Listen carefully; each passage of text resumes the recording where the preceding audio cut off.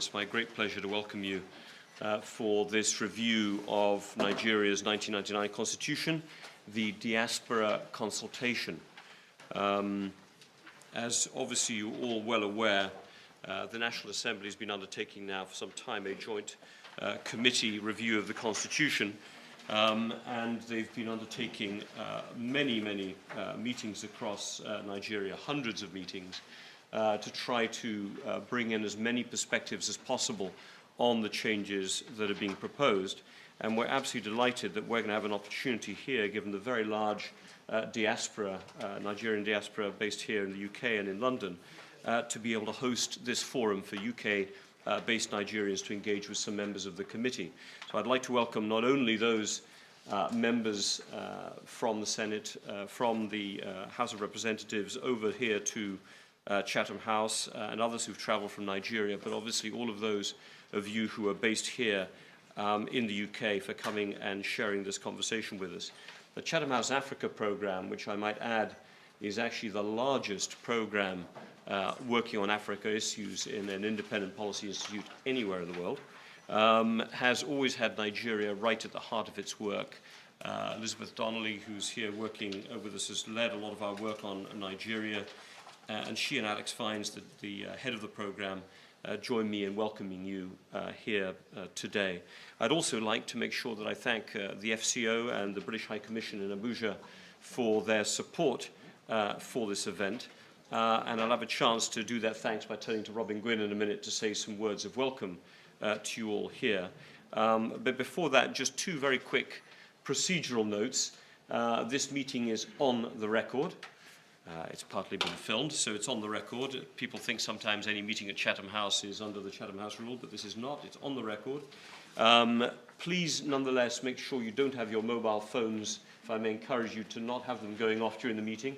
Even our speakers, I would suggest if you switch them off, that's probably better. Otherwise, they will interfere with the microphones and so on, and you might have some interference on the noises. You're free to tweet or comment as this meeting goes on. So please feel free to do that. What I'm going to do is invite three people to make some opening remarks. First, it'll be Robin Gwynn, who's the Additional Director of the Africa Department at the FCO. He was Deputy High Commissioner in Lagos through to 2011. He's been a long-standing member of the Foreign Office and specialized in Africa. He's currently the FCO Special Representative as well for Sudan and South Sudan. And Robin, we're delighted to have you with us today, and I'll invite you up in a second. I'm then going to turn to two members of the panel to offer some opening remarks. The first will be the Right Honourable Emeka Ihedioha, the Deputy Speaker of the House of Representatives, who's also co-chair of the Joint Committee of Review of the Constitution. He's held a number of appointments during his career, including the position of Chief Whip, and we will hear from him immediately after Robin Gwynn. I will then invite the Honourable Abike Dabiri-Erewa to speak, also elected member of the House of Representatives, and she is chair of the House Committee on Media and Public Affairs, and most importantly, currently chairman of the House Committee of Diaspora Affairs, which obviously is the most relevant committee from the point of view of the meeting that we're holding here. And I will invite her to say some remarks after Mr. Ihedioha. So, and then I'm going to turn over to Dr. Titlola Banjoko, to do the chairing of the discussion that follows it. But that's the process that we have. There will be other opportunities for members here of the panel to be able to comment and intervene in the context of the review and discussion that follows. So first of all, let me turn Robin to you, Robin Gwynn, to offer some opening remarks, and then we'll continue with the programme from there. Robin.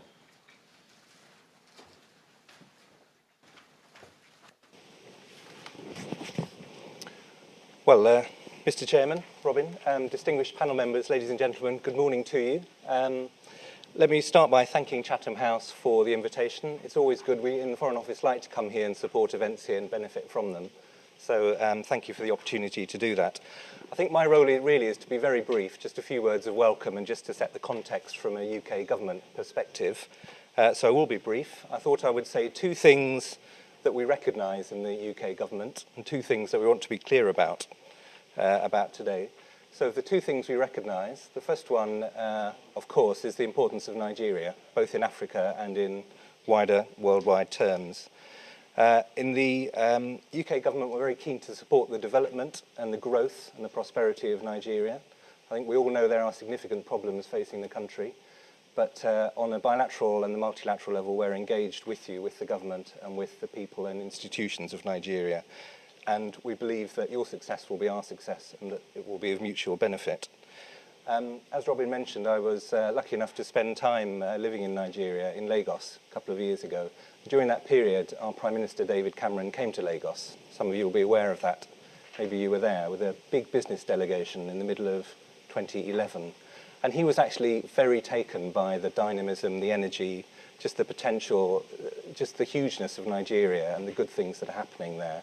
And I think he personally has been very focused since then on doing what he can, engaging at his level with President Jonathan and with others, to try to do what we can to help Nigeria grow and develop. It so happens also Mr. Simmons, Mark Simmons, our Foreign Office Minister for Africa, landed in Abuja this morning on a 3-day visit. So again, we want to keep the levels of engagement between the UK and Nigeria going forward all the time. So that's the first thing to recognise. The second thing we want to recognise is the importance of the Nigerian diaspora here in the UK and indeed around the world. Our ministers are on frequent record in welcoming the benefits to the UK, in our case, and to other countries from the diaspora being here. And also, I believe, the positive influences that operate actually in both directions. So very happy to engage with you, and to the extent that we can, we want to keep that going from the Foreign Office and from the UK government. Then I said I'd be clear about two things. The first is that another thing we like to support in the British government and the Foreign Office is the process of open discussion and debate. Strengthening of institutions, strengthening of open and accountable government. Those of you based here in the UK know that we have a number of public debates going on at the moment in our country. Some of them covering quite difficult territory. For example, the Leveson inquiry, what are the parameters of press freedom and so on. And of course, famously, the European Union. So we like to debate things, and we're very happy to support that in other contexts. And that leads me on to my second point that I want to be clear about, which is that the UK government is not, while supporting this process of talking about constitutional review, we are not in any way seeking to steer that process or even to interfere with it in any way. So we are genuinely supportive of the process because we think that's good for Nigeria and it's an interesting and important subject. But what the outcome and the substance of those discussions are is, if you like, of no concern to us. This is a dialogue between Nigerians. We're very happy to facilitate through Chatham House and so on where we can. But we're kind of interested spectators, if I can put it that way. So if anybody thinks they can discern a hidden agenda here from the UK government, sorry to disappoint you, there isn't one. So on that note, let me just say I'm confident we'll hear a range of views strongly expressed. I know that from my time. And let me not hold that up anymore. As I said, we look forward to continuing engagement with Nigerians here and also, importantly, in Nigeria as well. Thank you very much. Thank you, Robin. Let me turn now to Mr. Emeka Ihedioha, Deputy Speaker, Co-Chair of the Joint Committee Review of the Constitution. We look forward to your remarks, and I would just inform people we will be able to provide copies of the complete speech to you after the event as well. Or speech? Sorry? Address or remarks? Oh, your remarks, exactly. We'll be able to provide copies of it later on. Well, panel this morning, and good morning to the audience. You notice I was still arguing with Robert whether it's a remark or a speech. I was told to present a keynote address, and I prepared for one. So if you don't mind, I'll proceed and present the keynote address. And the essence of it is because as chair of the House Committee and co-chair of the Joint Committee of the National Assembly, it is my responsibility to chaperone this aspect of the work, and I think that it's very important for you Nigerians to understand what we've been doing, where we are, and why we've done what we have been doing. In that sense, it will give you a better perspective to ask us questions that you consider relevant. I thank Chatham House for this opportunity that has brought my colleagues and I to share our thoughts with you and how and where we are presently. I have a prepared text and taking on introduction. Obviously, what has given rise to what we are doing is something we all know very well about, the history of Nigeria, which has been characterized by several efforts of the military to intervene in our polity. And of course, with this attendant disruption of political and democratic evolution of Nigeria, there grew a missing link in the process of constitution making in Nigeria. The present constitution, of course, was a product of military decree and has since continued to suffer legitimacy crisis. This is exactly where we are. Many Nigerians, or some Nigerians who are very critical, have indeed contested the fact that we, the people, which is what we have in the opening paragraphs of the Constitution, that we, the people of the Federal Republic of Nigeria, having firmly and suddenly resolved, etc., has been described as a lie, as there was never a time that Nigerians participated in the making of that Constitution. One of the major criticisms of the Constitution of 1999 is that it did not emerge through a process of consultation and involvement of the people, including, indeed, a referendum.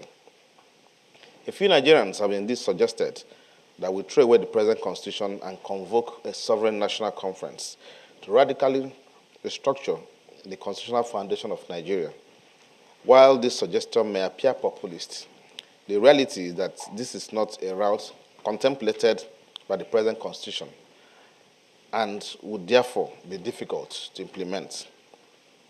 One of the decisions that we took upon our election in 2011 was that we need to respond to the pressures for further reform of the Nigerian Constitution by citizens in search for a constitution reflecting the shortcomings of the existing legal ground norm of the country. The decision, indeed, is what gave rise to constituting our ad hoc committee on constitutional review. We've taken off since 25th September 2011, and ever since the taking off of the Constitutional Review Committee, the ad hoc committee on constitutional review, we have embarked on we've taken a number of steps to enable us move forward. The membership of this committee is broad-based. Deputy Speaker of the House of Representatives, my humble self, leads the committee, and the other 8 principal officers in the House are members. These 8 principal officers are representative of each of the various geopolitical zones. That means Nigeria's 6 geopolitical zones are operating with me at the level of the steering committee. We also have 1 representative from each of the states of the Federation. The 36 states, including the FCT, has 1 representative. And to take care of Honorable Abike, Dabiri, and her group, the special interest groups, we also gave 5 slots to women, from two women from the north and 2 women from the south. And there is a member of one of us, a colleague of ours, who represents the special interest groups in Taraba State, an area that came out from Cameroon. There's still some contentious issue. We also got him to be part of us. Incidentally, he chairs our committee on rules and business. So that makes our total number in the committee to 51. Our activities. Since we took off, we organized a retreat in May last year. And the essence of the retreat was for us to understand ourselves and set the procedural rules to take off. The retreat reached certain resolutions and outlined its willingness to proceed with amending areas of the Constitution where our people have indicated may require legislative intervention. At that retreat, we were quite clear in stating that the House of Representatives will draw no limits, nor will it restrict the desire of Nigerians to demand amendments to any section or provision of the Constitution.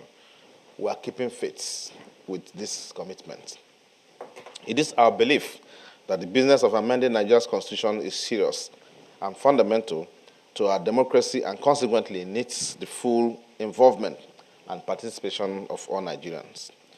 We called for memoranda, and having called for memoranda, over 200 memoranda have been received by the committee, covering a wide range of issues, which was reduced to 43-item template that was voted on during what we call the People's Public Session, which we organized sometime, I think, on November 10th last year. It is very significant that the call from Rwanda and announcement of the holding of the People's Public Sessions was placed in over 10 Nigerian newspapers and uploaded on the committee's website and other internet fora for easy access by all Nigerians, including those of you in diaspora. The committee, of course, has a functional website and email address. For the avoidance of doubt, the committee also received memoranda from various interested groups on diaspora issues. One of the memoranda came from all Nigerian nationals in diaspora. Another came from Central Association of Nigerians in the United Kingdom. Yet another came from Nigerian Diaspora Alumni Network. And we also received from Nigerians in Diaspora Organization, NIDO organizations. We have also received memoranda from Action for New Nigeria and Students Association of Nigerians in Diaspora. Indeed, item 32 of the template for voting at the People's Public Session asks the question, pointedly, should Section 77, subsection 2 of the Constitution be amended to give Nigerians living outside the country in diaspora voting rights? The process we have adopted gives power to the ordinary Nigerian to determine or decide these questions. I would give you a few insights, some insight into the People's Public Session which we held. Only recently, the House of Representatives organized an unprecedented nationwide hearings on the Constitution across the 360 federal constituencies of Nigeria, known as the People's Public Sessions, on the review of the 1999 Constitution. The hearings witnessed massive turnout of Nigerians who made their inputs and contributed to discussions and debates on the amendments of the Constitution. The People's Public Session was held as a response to the pressures for a more participatory and transparent review of the Constitution. It took the process and issues to the Nigerian people in their villages, communities, and towns across Nigeria. The People's Public Sessions elicited from the people their views on issues they would like to see addressed by the legislature as it proceeds with amending the Constitution. This consultation process was novel and made the process inclusive and participatory. The sessions was held the same day and time across the 360 federal constituencies in Nigeria. None of them was disrupted. There were no security challenges, and we thank God and we thank Nigerians for the faith which they have in the House for their participation. Each of the sessions was facilitated by the honorable member representing that constituency, the federal constituency in the House of Reps. It also featured experts and stakeholders, including members representing each state constituency, the local government chairman, a representative of the Nigerian Labour Congress, Trade Union Congress, Nigerian Bar Association, Academic Staff Union of Universities, Nigerian Union of Teachers, civil society organizations, National Association of Nigerian Students, Nigerian Youth Council, National Council of Women Societies, and representatives of women organizations, as well as National Union of Local Government Employees. These organizations nominated representatives into a constituency steering committee that participated very actively in the organization and the execution of the sessions in each of the 360 federal constituencies. The objective of the sessions on the review of the Constitution were to, 1, improve the inclusiveness and participation of members in the community and other stakeholders in the constitutional amendment process. 2, increase the capacity of the participants to collate and prioritize issues that require alteration or inclusion in the 1999 Constitution, and to constructively engage with their legislators. 3, prepare and produce the views and positions of the participants on the issues proposed for amendments on the Constitution. 4, increase the capacity of the House of Representatives, a people's house, to receive inputs and suggestions on constitutional amendment from individuals and groups as well as provide a platform for the House to respond to the concerns of the citizens on the constitutional amendment process. The committee formulated a 43-item template of issues which the participants were asked to vote on. And at the end of the sessions, the issues were drawn.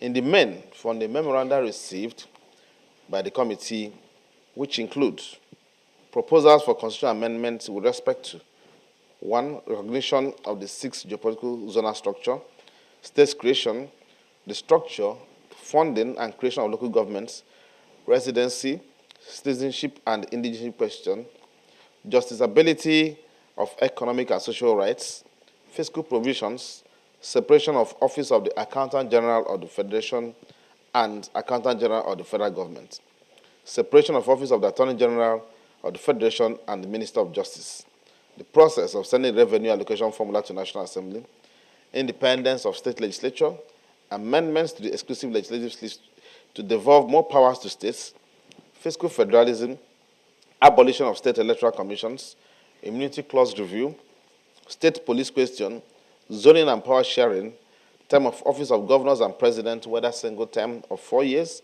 or 5, 6 or 7, or a renewable term of 4 years, independent candidacy, voting age, improved women representation, disability rights, diaspora voting, single national chamber legislature, presidential or parliamentary system, role for traditional rulers, further electoral reforms, etc. The House issued guidelines to guide the conduct of the People's Public Sessions. The highlights of the guidelines were that the People's Public Sessions shall hold in a public place where members of the public shall have unfettered access to, and every citizen was free to participate.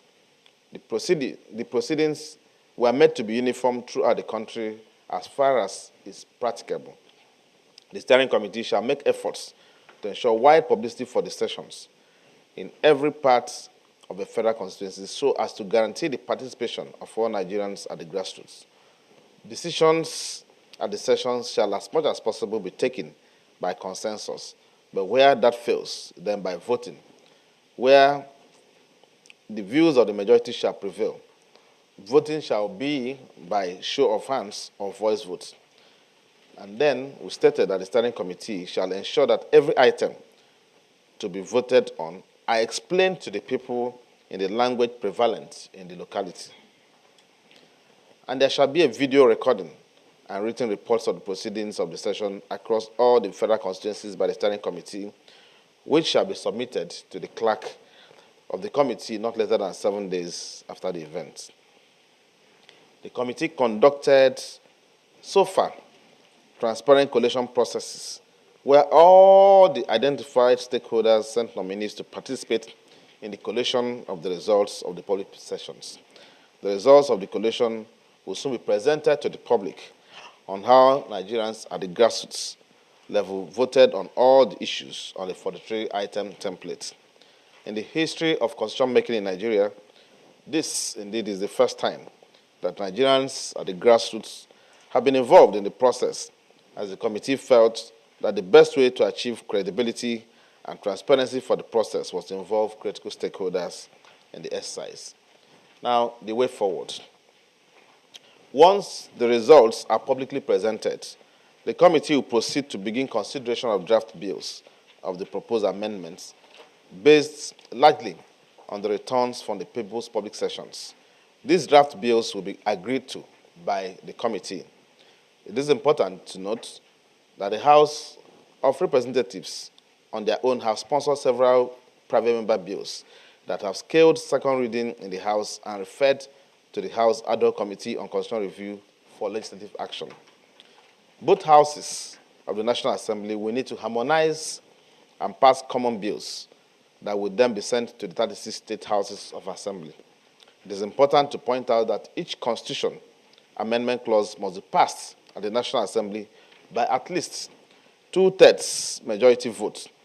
Each of the clauses passed by the National Assembly must also be passed by a simple majority of votes in at least 2/3 of the 36 state houses of assembly.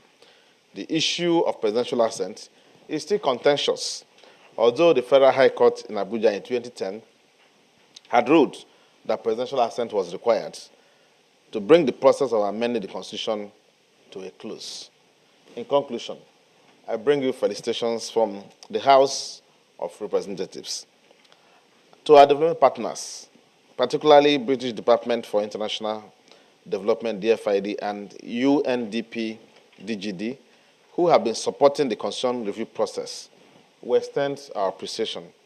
And to all Nigerians living outside the country, we urge you to please continue to be good ambassadors of our republic. To Chatham House, our depth of gratitude for this very useful event. Thank you very much for listening. Thank you very much. Thank you very much, Co-Chairman of the committee. Thank you very much for those remarks. As you notice, we have actually been able to share out as well copies of your speech with the participants here. And it's very clear the scale of the task you have before you. As you laid out that list of topics that you are undertaking in your committee, it's overwhelming almost in its scope. And I know it's going to create a great opportunity here for conversation and debate once we move forward to that stage of the proceedings. But first of all, I'd like to invite the Honourable Abike Dabiri-Erewa, Chairman of the Committee on Diaspora Affairs, to offer her remarks. Chairman.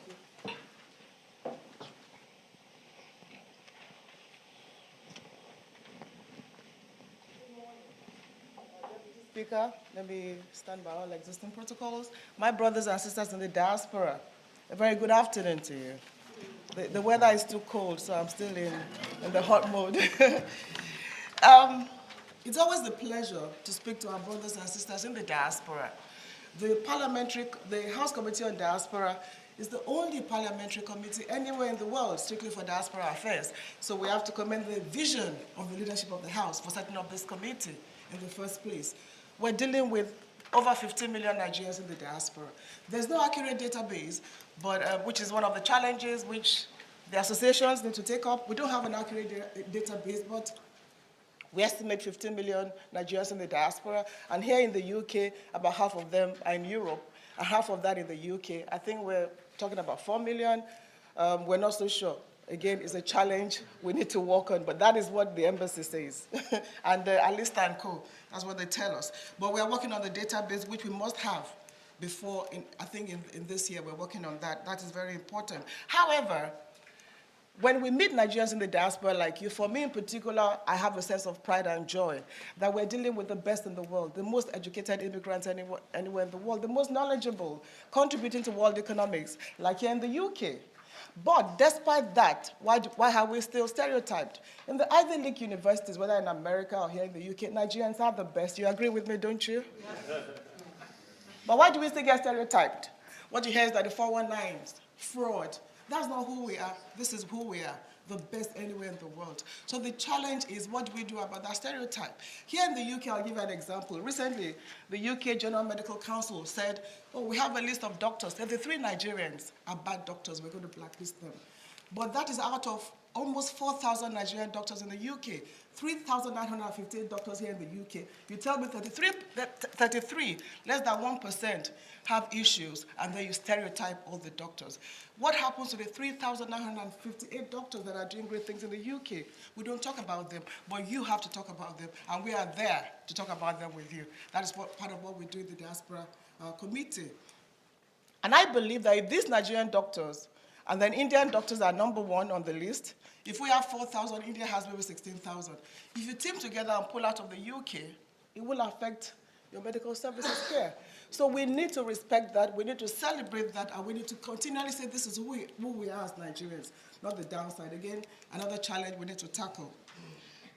Now, the Committee on Diaspora, we've had interventions in several countries, which is why we know that Nigeria, again, must stand up for its citizens. You have the good Nigerians, and you have the bad Nigerians. But it doesn't matter where you are as Nigerians, your country needs to rise up and stand up for you. I'll give you an example. We were in Brazil not too long ago. There was a 72-year-old Nigerian woman in Brazilian prison. She was locked up for drugs. But we realized that Brazilian law says if you're over 70, you shouldn't be in prison. But we got her out of jail under house arrest. She eventually died in hospital. due to high blood pressure, but she was not convicted of the drugs because she died in hospital. But the committee intervened and we succeeded. Again in Libya, we brought back about 23 Nigerians that Gaddafi was going to kill. But for our intervention, they would have killed them. And it was the House of Representatives that gave us the encouragement to stand up for Nigerians wherever they are. In Cairo, we just got back 2 Nigerians in Egyptian prison. They didn't do anything, but they got caught up they were at the wrong place at the wrong time. But they are back home to tell their story. So that is part of what we do in the Diaspora Committee. And we insist that Nigerian embassies, anywhere you are, you must stand up for your citizens. In China, a Nigerian student died. He needed just $500 to be buried. Nobody attended to him. Nigerian students in China had to get together $500 to bury that young Nigerian. You know, when you stand up for your citizens, you achieve results. Again, that is one of the things we need to do as a country for our brothers and sisters in the diaspora. Now, what are the challenges? Like I said, no database. We have to work on a database. And we can do that in various ways. Mapping and baseline survey, using diaspora associations. So you have NIDO, you have Keynote, you have several others back home, you have NIDAN. Our missions abroad should also be able to have a register of Nigerians in their countries. I'm afraid that not too many have that. Just have a register of Nigerians in your country. Some will come up, some will not, but those who come up, you can have their database. Again, that is why we have a challenge with diaspora voting. We'll get to that. We need to review existing bilateral agreements and explore new opportunities for engaging host countries with significant Nigerian nationals for mutual exchange and benefits. We have 25 bilateral agreements that have not been touched by Nigeria at all. In Brazil, for instance, there's a bilateral agreement sent to Nigeria since 2000. Nothing has happened to it. So we need to look at those agreements and see what we can do, our brothers and sisters in the diaspora. We do not have a diaspora policy. Now, the diaspora policy is tied to the migration policy. We have a migration policy that is gathering dust somewhere for about 4 years now. We're talking to the executive arm of government to bring out that policy and review it and have a migration policy, which of course includes a diaspora policy for Nigerians in the diaspora. We need to have a diaspora commission. Well, we can call it a diaspora council, but we need to have a diaspora commission, a one-stop agency that will deal with diaspora matters. Well, the challenge is with the parliament, I'll admit. The bill is with us in parliament, but I know that with the support of all parliamentarians, we will pass that bill. Some got it mixed up with diaspora voting, but we'll sort that out eventually, and we believe that we should have a diaspora commission or diaspora council. A country like India has a full-fledged ministry for diaspora affairs. Ministry for Overseas Indians. So you find that when an Indian anywhere in the world gets into trouble or there's an issue, the minister deals with that Indian in the diaspora, away from the Minister of Foreign Affairs, who deals with other matters. Ghana has a full department for diaspora. So even Somalia and some other countries. So Nigeria needs to have that, and I believe we will get there. And again, more important, because recently the World Bank says you remit the highest amount anywhere in Africa. This year, Nigerians in the diaspora remitted £13 billion to Nigeria, according to the World Bank. According to the World Bank. Don't tell George Osborne.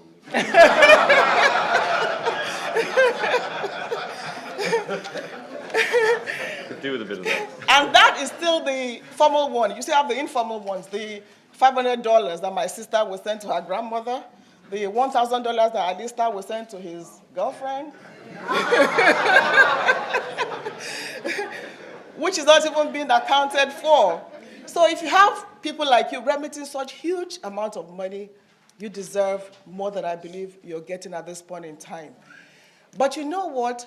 Out of the 60 billion pounds remitted to Africa generally, we found that what is taxed, what the money transfer companies take away as taxes, is much more than what they give us in aids and grants and all that. And they are taxing us more than they are taxing Asia.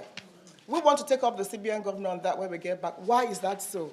I think about £4 billion is being, you pay that for taxes for sending your money back home. Why is that so? Why is it more than what you send to Asia? Is another major thing that the committee will be looking into.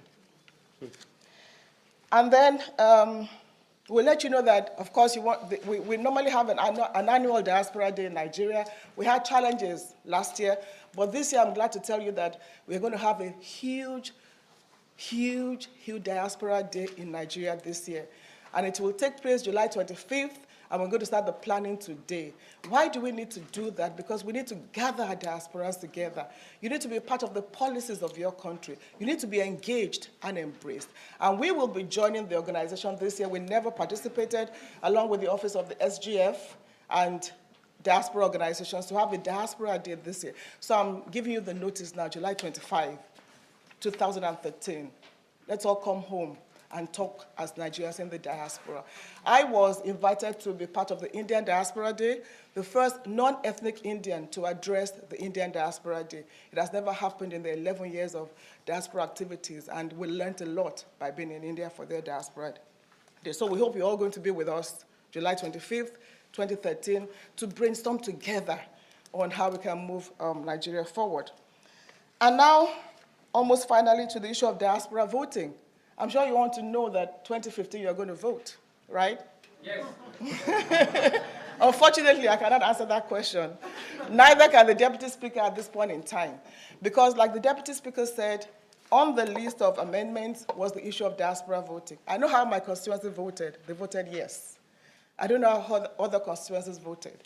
But we voted yes. But most importantly is that let your voices be heard all the time. When we're in Washington, NIDO said they're going to collect 1 million signatures. They never did. They never did. We got input, as the DS said, from diaspora organizations, but whether you spoke out as strongly as you should, I don't know, and I cannot take that decision. But I know that maybe because it was a Korodu and I'm a chair diaspora, it was an overwhelming yes. But it has to be the wishes of majority of Nigerians, and you have to let your voices be heard all the time. Which brings me to my final point as I round up today. You keep complaining about Nigeria has problems. Yes, Nigeria has problems. Major problem, as far as I'm concerned, is leadership. But the beauty of it all is that we have a democracy. We have a democracy. We have the power to choose our leaders. You have the power to look at every one of us here and say, we don't want you anymore. But what happens is that nothing happens. We just sit back and accept the same old story. Now, whether you can vote in 2015 or not, I don't know. But whether you can vote or not, channel your energy to bring about change in your country. You have the technology, Twitter, Facebook. Which one again? I can see you're a student, right? You have the power to bring about change. And you have the Freedom of Information Law in Nigeria today. You can use that law to bring about change in your country. It's an institution against corruption. If you complain that Nigeria is corrupt, no infrastructure, what are you doing about it? Beyond just sitting back and abusing one another online, let us channel this energy to bring about change in our country. We can do it, and we have to do it. You know, we cannot do anything about where we're coming from, but we can do everything about where we're going to. Let us change our tomorrow with our votes, with our voices, with our power as a people. And you are a strong force to be reckoned with, and I know you can do it, and we all can do it to bring about change in Nigeria. Thank you very much, Chatham, for this opportunity.